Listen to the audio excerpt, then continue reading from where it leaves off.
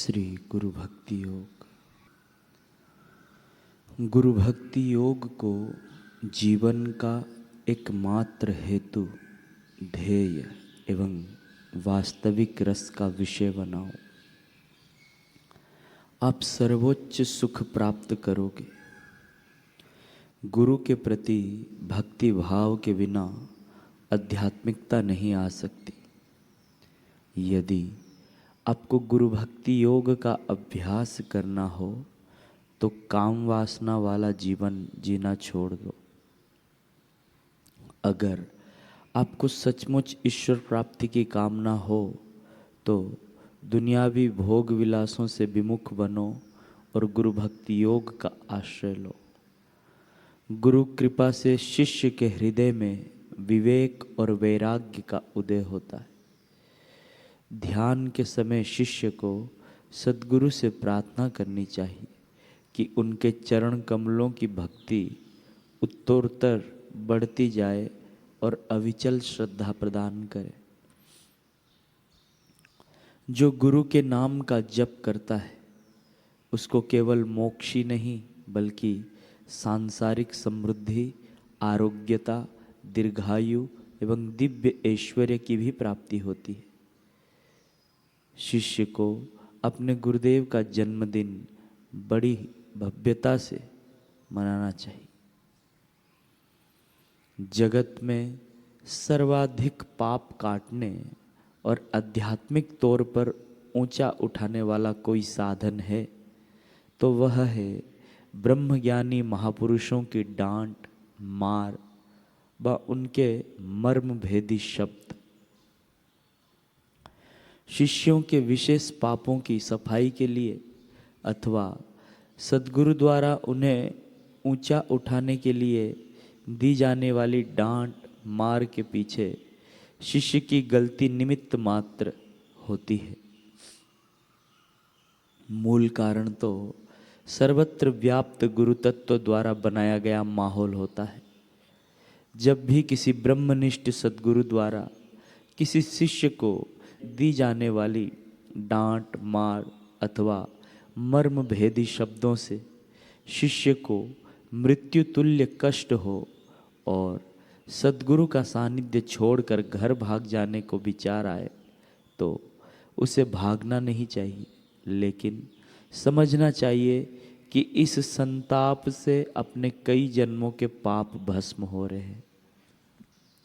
सच्चे सद्गुरु तो तुम्हारे स्वरचित सपनों की धजियां उड़ा देंगे, सपनों को तोड़ेंगे, अपने मर्म भेदी शब्दों से तुम्हारे अंतःकरण को झकझोर देंगे। वज्र की तरह वे गिरेंगे तुम्हारे ऊपर। तुमको नया रूप देना है, नई मूर्ति बनाना है, नया जन्म देना है ना। वे तरह तरह की चोट पहुंचाएंगे, तुम्हें तरह तरह से काटेंगे, तभी तो तुम पूजनीय मूर्ति बनोगे, अन्यथा तो नीरे पत्थर रह जाओगे। तुम पत्थर ना रह जाओ, इसीलिए तो तुम्हारे अहंकार को तोड़ना है, भ्रांतियों के जाल को काटना है। तुम्हें नए जन्म के लिए 9 माह का गर्भवास और प्रसव पीड़ा तो सहनी पड़ेगी ना। बीज से वृक्ष बनने के लिए बीज के पिछले रूप को तो सड़ना गलना पड़ेगा ना। शिष्य के लिए सद्गुरु की कृपा पूर्ण क्रिया एक शल्य क्रिया के समान है। सद्गुरु के चरणों में रहना है तो एक बात मत भूलना, चोट लगेगी, छाती फट जाएगी, गुरु के शब्द बाणों से खून भी बहेगा, घाव भी होंगे, पीड़ा भी होगी। उस पीड़ा से लाखों जन्मों की पीड़ा मिटती है। पीड़ोद्भवा सिद्धया, सिद्धियां पीड़ा से प्राप्त होती। जो हमारे आत्मा के आत्मा है, जो सब कुछ है, उन्हीं की प्राप्ति रूप सिद्धि मिलेगी। लेकिन भैया याद रखना, आपने बिना किसी स्वार्थ के अपनी शल्य क्रिया द्वारा शिष्यों को दुश्मन की तरह दिखने वाले साहसी महापुरुष कभी कभी आते हैं इस धरा पर। उन्हीं के द्वारा लोगों का कल्याण होता है। बड़ी भारी संख्या में कई जन्मों के संचित पुण्य का उदय होने पर भाग्य से अगर इतने करुणावान महापुरुष मिल जाएं तो हे मित्र, प्राण जाए तो जाए पर भागना मत। कबीरदास जी कहते हैं, शीश दिए सद्गुरु मिले तो भी सस्ता जान, अतः कायरता मत दिखाना, भागना मत, भगोड़े मत हो जाना, अन्यथा तो क्या होगा कि पुनः पुनः आना पड़ेगा। पूछोगे कहाँ, तो जवाब है यहीं इसी धरा पर घोड़ा, गधा, कुत्ता, वृक्षादि बनकर, पता नहीं क्या क्या बनकर आना पड़ेगा। अब तुम ही निर्णय कर लो।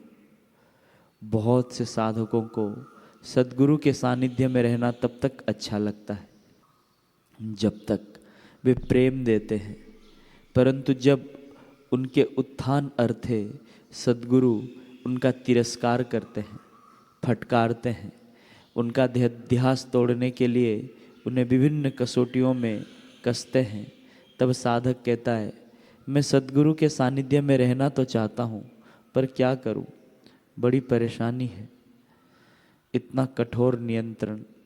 भैया घबरा मत, एक तेरे लिए सद्गुरु अपने नियम नहीं बदलेंगे। उन्हें लाखों का कल्याण करना है। उनकी लड़ाई तेरे से नहीं, तेरी मलिन कल्पनाओं से, तेरे मन को, तेरे अहंकार को मिटाना है। तेरे मन के ऊपर गाज गिरानी है, तभी तो तू ब्रह्म स्वरूप में जागेगा। तेरे अहं का अस्तित्व मिटेगा, तभी तो तेरा कल्याण होगा। अभी तो मन तुझे दगा दे रहा है।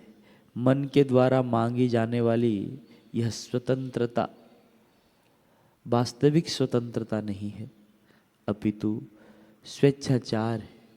सच्ची स्वतंत्रता तो आत्मज्ञान में है।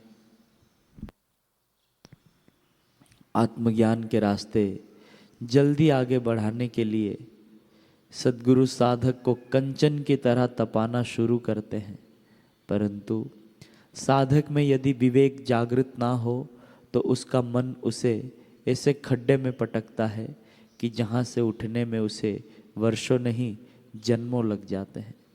फिर तो वह घर का रहा ना घाट का, ज्यों धोबी का स्वान।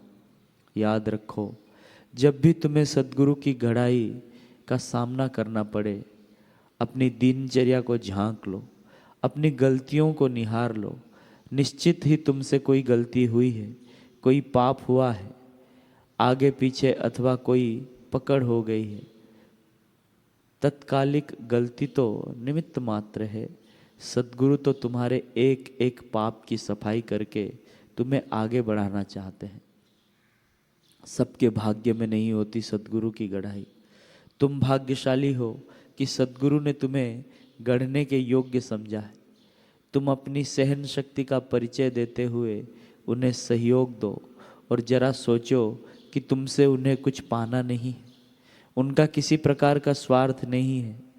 केवल एवं केवल तुम्हारे कल्याण के लिए ही वे अपना ब्रह्म स्वभाव छोड़कर ऐसा क्रोधपूर्ण विभत्स रूप धारण करते हैं। अरे रो ले, एकांत में बैठकर रो ले भैया। इतना जानकर भी सद्गुरु के प्रति तुम्हारे अंतःकरण में द्वेष उत्पन्न हो रहा है तो फट नहीं जाती छाती तेरी। वैसे ऑपरेशन के समय सद्गुरु इतनी माया फैला कर रखते हैं कि गढ़ाई से उत्पन्न विचारों का पोषण करने की शिष्य की औकात नहीं, क्योंकि अंतर हाथ सहारी दे बाहर मारे चोट, फिर भी चित्त सद्गुरु का अपमान करता है। अहंकारवश ज़्यादा हट करता है तो सद्गुरु से दूर हो सकता है। अतः हे साधक सावधान। दुर्जन की करुणा बुरी, भलो साईं को त्रास, सूरज जब गर्मी करे तब बरसन की आस।